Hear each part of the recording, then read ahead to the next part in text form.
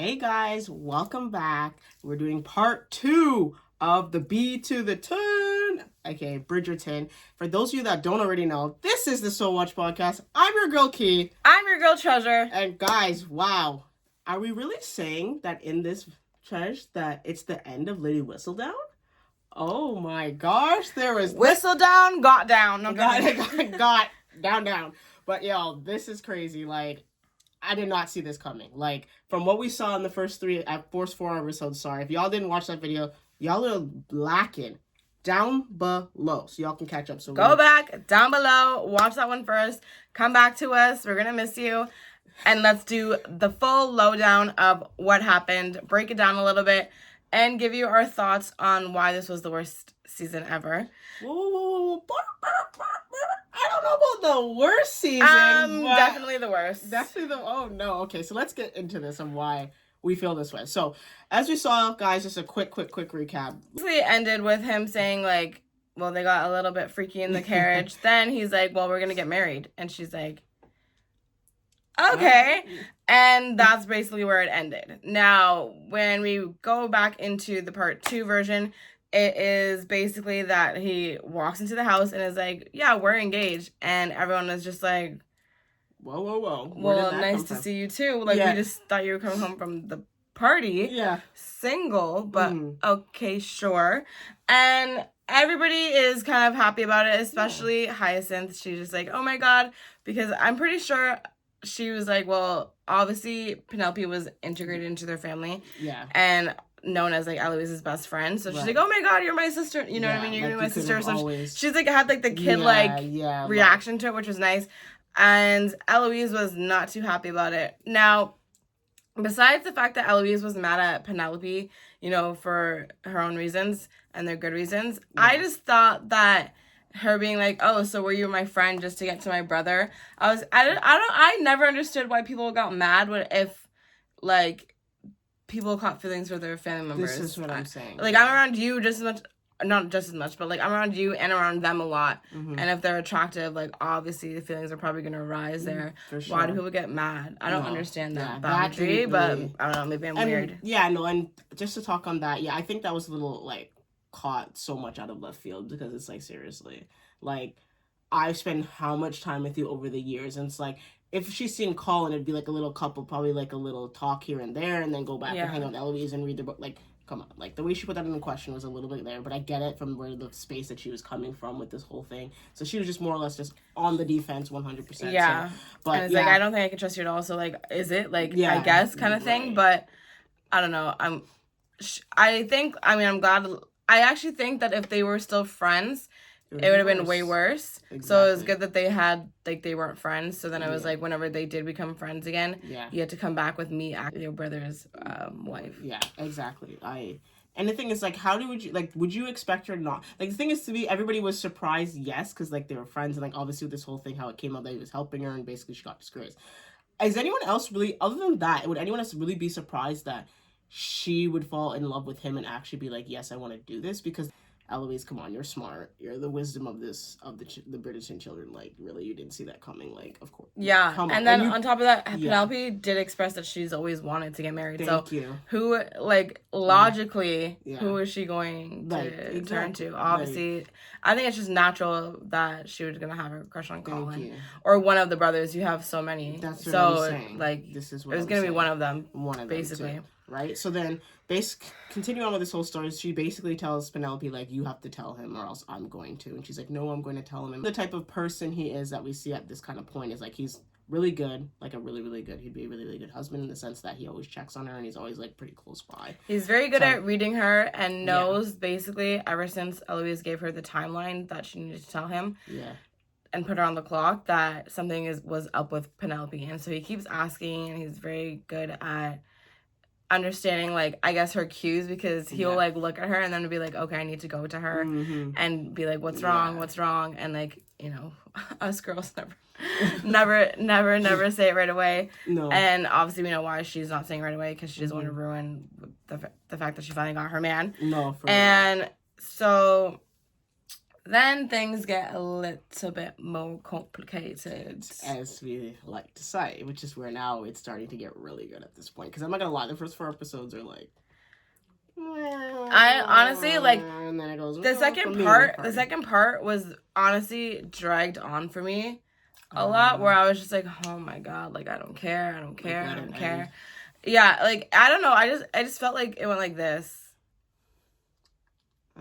Too bad. Like, it didn't fall to the floor, but it, like, didn't ever go up. Like, I was like, okay, so you have the break of you waiting X amount of weeks, whatever, from each one, and I waited for this. Like, I was just like... I see, yeah. I mean, me personally, it gained its redemption back, because I'm not gonna lie, the first 4 episodes, I was, like, flat, like, super flat. I'm like, they better, like, make it better in the next 4. And, I mean, outside of the fact of this whole thing that Penelope has to tell Colin that she's Lady Whistledown, there's other drama going on as well with it. Yeah, that I did not need. That you didn't need. Okay. Okay, anyway, so let's get into the other drama. Yeah. So the other drama we have now is Francesca and Lord Kilmartin are actually getting married. And I was like, I did not think that they were going to do their married, like they were going to get married in this exact same season. I thought it was just like a little, like, open the door, here's a little bit of light, and then we'll see you next season. Yeah. I did not expect that to actually happen, like, at all. And I mean, at one point with the things of how it was going with Benedict and that whole thing, I was thinking at one point, I'm like, are we getting 3 weddings in one season? At one point, I was like, are we getting 3 weddings in one season? I knew that Benedict was not going to go. Yeah, okay, I knew enough to know that he was not going to solidify anything. Okay, all right, cool. Well, thank goodness. You told me a spoiler a little bit of it, so I was like, okay, that's interesting. Yes. I like spoilers, y'all, so if y'all have any spoilers, please comment down below. So we have this one aspect. Cressida is basically going to be shipped off because she decides to tell the town that she is Lady Whistledown, and she got this influence to do this because she's like, oh, well, if the queen's giving a reward for who Lady Whistledown is, whatever, I want that. I'll be able to, like, live on my own and have my own life, and my father won't be able to dictate who I'm supposed to be marrying and all that stuff. Yeah. And then more people will want to pay me too, because then they'll be like, oh, maybe they'll pay me to, like, not talk about them, or, like, talk about only certain things, and da-da-da, and I can have a career and everything like that. And so our girl was trying to get the bag. Like, she was like, I can get the bag. And it kind of makes you... I mean, I like that they kind of showed Cressida's background as to why she's such a bitch. Yeah. Because, I mean, there's always a reason why someone's such a bitch, right? But I like that they showed her background to it. The only thing that I didn't like was the fact that she, like, kind of turned it on like, Eloise. Yes. And was like, well, you won't understand because, like, your family is perfect and, like, they don't care what you do and da-da-da. Yeah. And it was like, okay, chill. Because, like, maybe you could have left, and then I could have asked my mom to take you in or something. I don't know if they do that back in the day.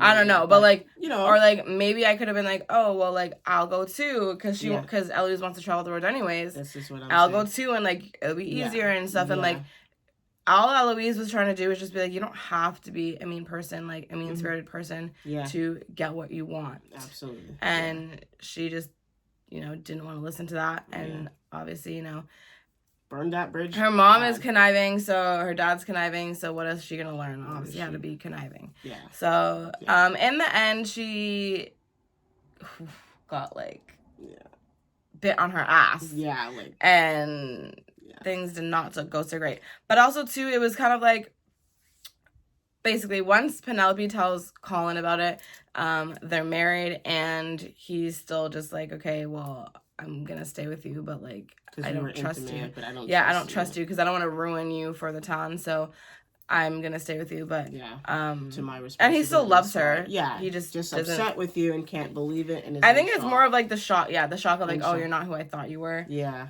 But you're still everything I knew you to be. In a way.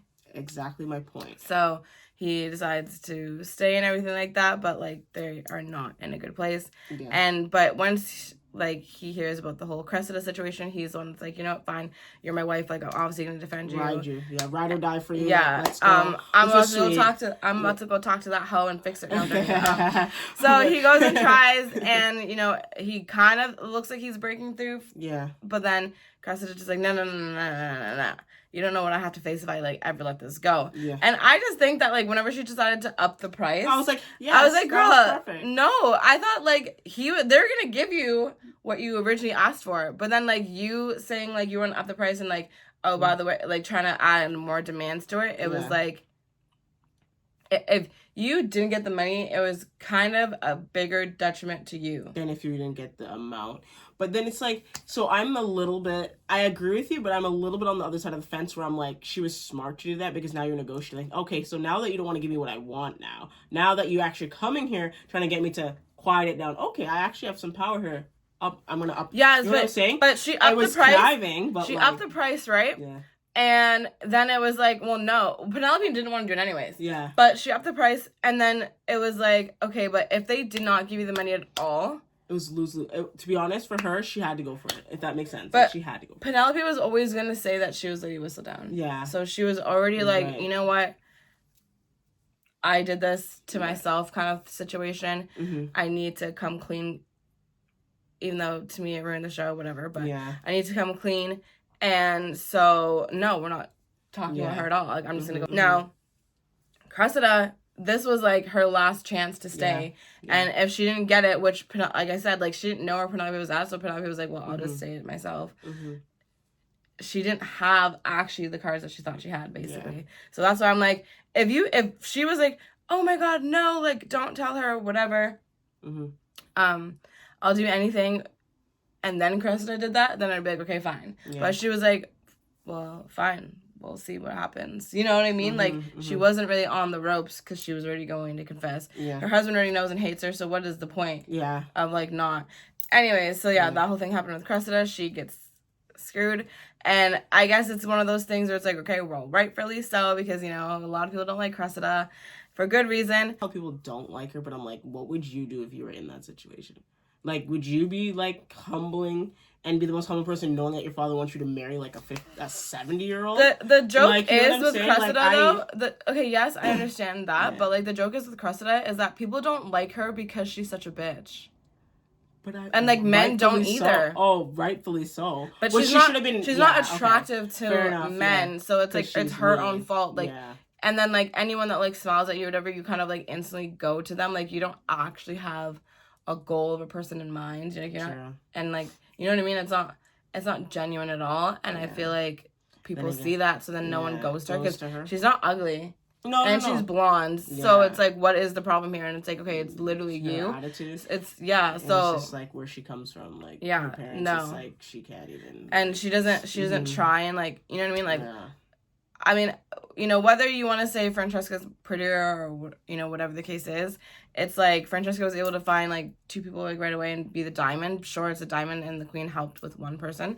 But, like, there is still Lord Kilmartin that found her naturally. Found her naturally. And where, like, you know, like, Cressida doesn't have anybody. Like, it's probably you.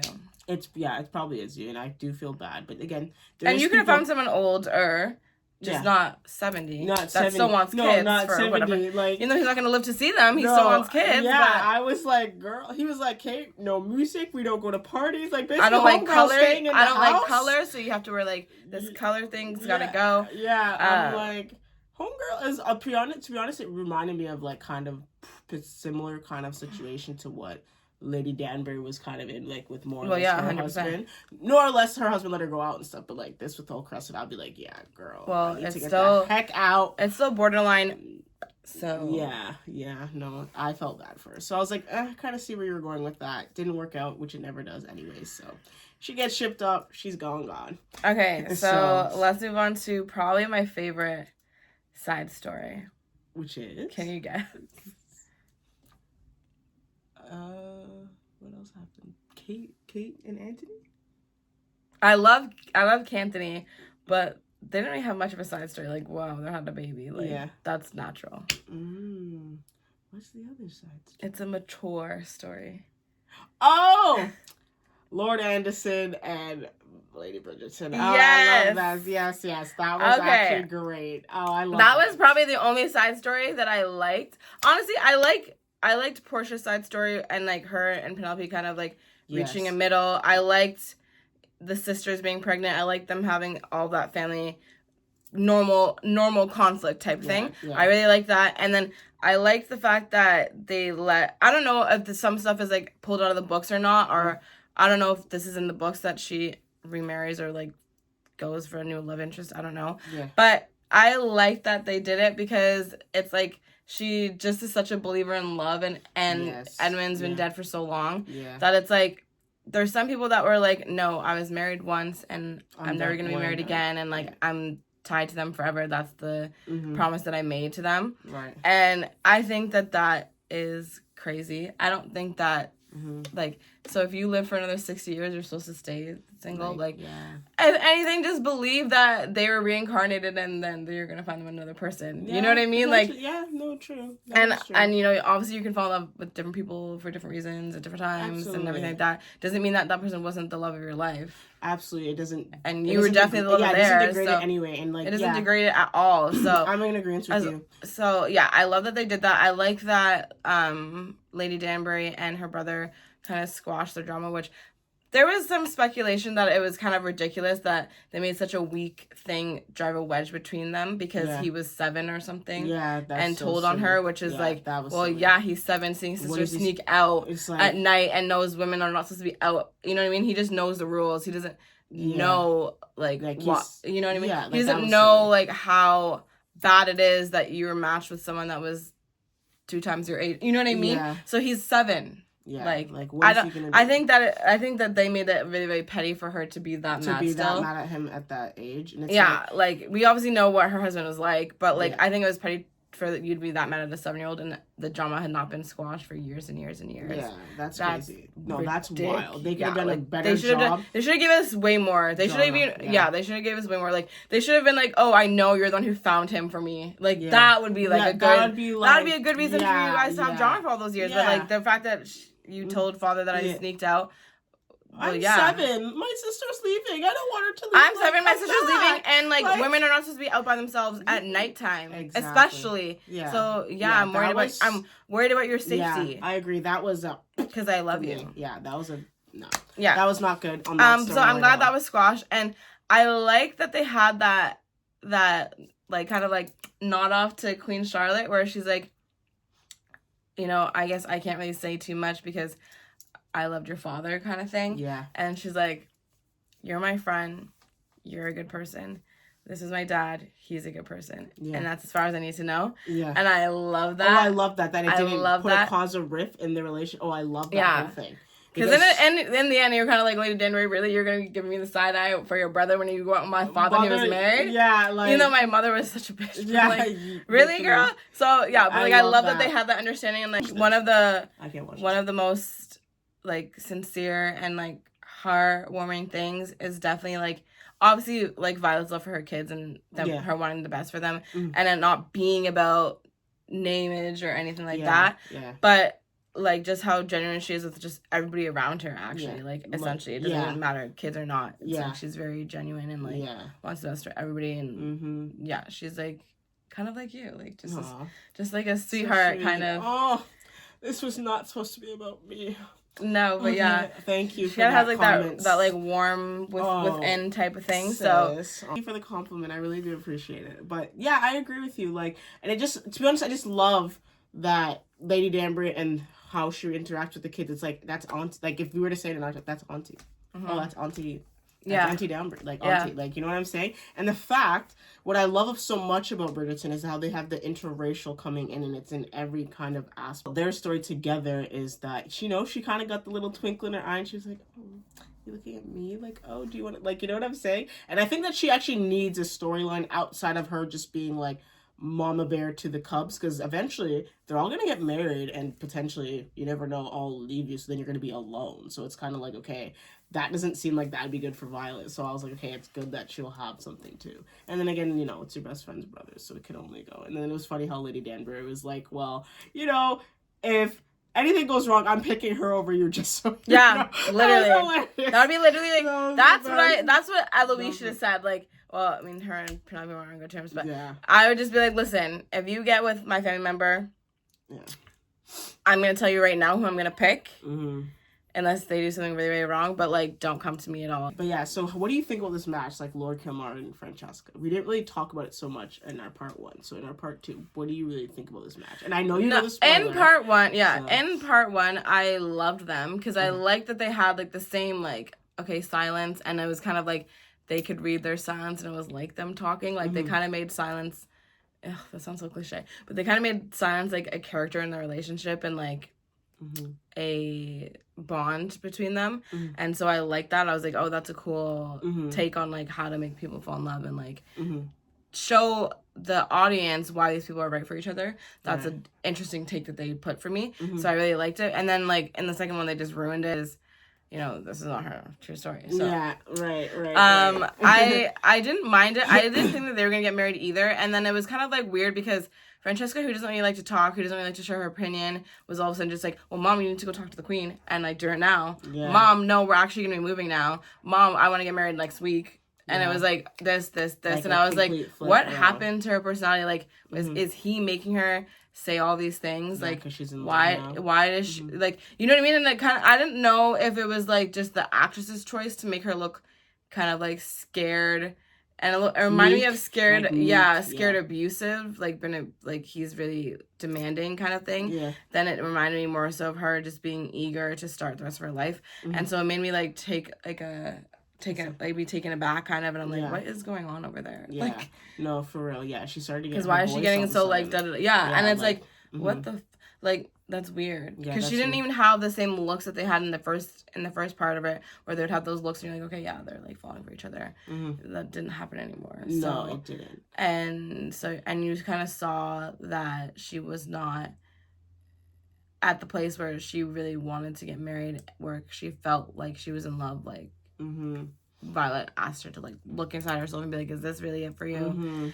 And then she's like, yeah, well, I'm gonna do it anyways. And then she realized, like, no, it's not, and I would rather that, but oh well. Like, you deal with it. But. And then, at the end, you meet his cousin, Michaela. And this caused an uproar, in a way, because Michaela in the books was actually supposed to be Michael.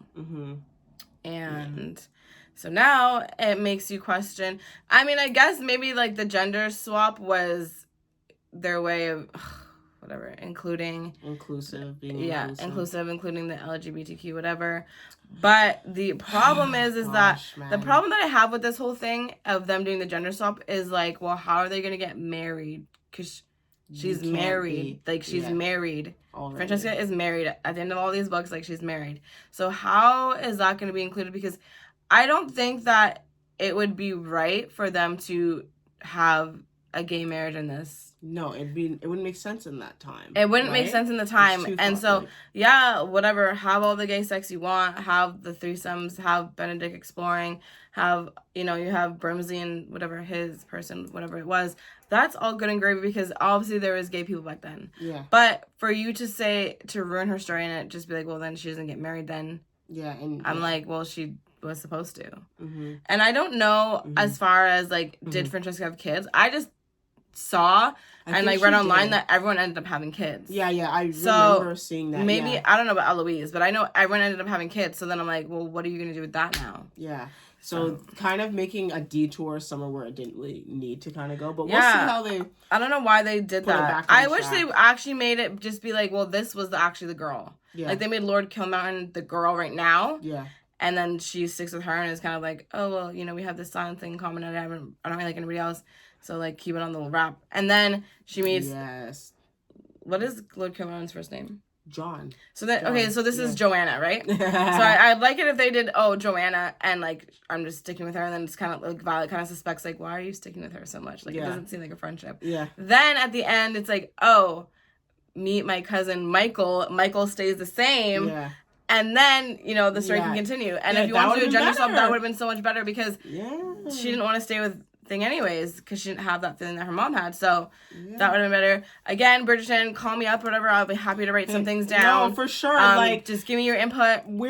It's funny because literally in part one of this video, we came up with, like, so many different alternate endings of how this stuff could work. So y'all, I literally was on Reddit, and they, like, I was like, the story would have been so much better for Polin to like fall in love and us believe it anyways, because to me this shit was not believable. All of a sudden Colin's like, yep, I'm in love with her, and she's been around the entire time. I don't buy it. I'm not buying I would have rather like she's actually starting to fall for Lord Debling, and they actually get married, and it was at the, or she's about to get married or whatever, and then he just has all the things come back in his brain of it being like, oh, when him and Penelope are together and they just have such a good time together, and like Violet's voice is in his head, and it's just like, I knew it was your father when it felt like he understood me for what I was and what I wanted to be, or something romantic, whatever. Like, I knew your father was this or whatever, or I knew that I was ready for this person when I realized that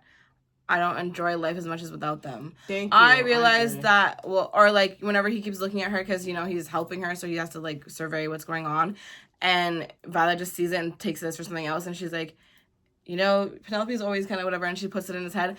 Those would have been so much better, so much easier for me to believe that he felt for her than for it to be like... That all of a sudden she touched your hand after you cut yourself and was like, oh my ridiculous, gosh, because she's touched you before. Yeah, no. Literally, so, yeah. could have done anything else. Like, literally... Everyone was like, you should have written it. And I was like, I know. No, literally, I would have loved it if she was about to get married to Homeboy. She got married to Lord Debling and did all that, and then they had some sort of, like, thing, like a little love affair going on while he was away. And it's like, okay, we have to keep it quiet. Like, I would have loved that even better. Well, I don't want them to get married because back then when you get married, you cannot divorce. So, to be honest, I didn't need Benedict's story right now. Y'all could have saved that for next season. Only thing I want to see next season is whoever the love interest is, and Lady and Violet and Lord Anderson. That's all I need. I don't need any other side story after that. That's it. But yeah, I'm gonna give it a 6. I'm gonna give it a 6. Definitely not as good as season 2, and definitely not as good as Queen Charlotte to me. So. It's definitely not as good as Queen Charlotte to me. Nothing. So measure up to season 2. This is the showrunner. Yeah. Anyways, guys, let us know what you think in the comments down below. Did you, for some god-awful reason, like the Polin story? Let us know why. Whose story are you excited for most? Who do you think is next? I've heard rumors, but let me know what you guys think down below. Key out. Treasure out.